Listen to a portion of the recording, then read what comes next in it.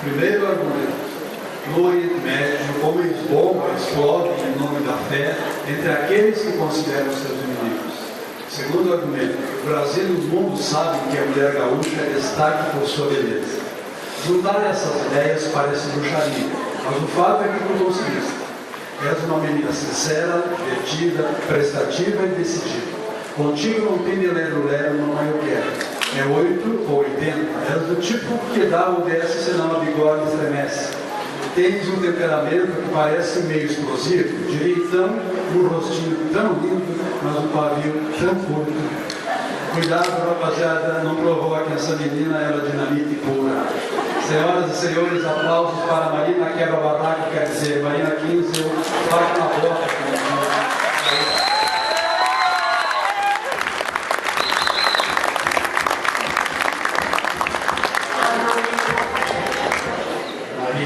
Marina, meu grau, concluí pelo ensino médio da Escola do Brasil Básica da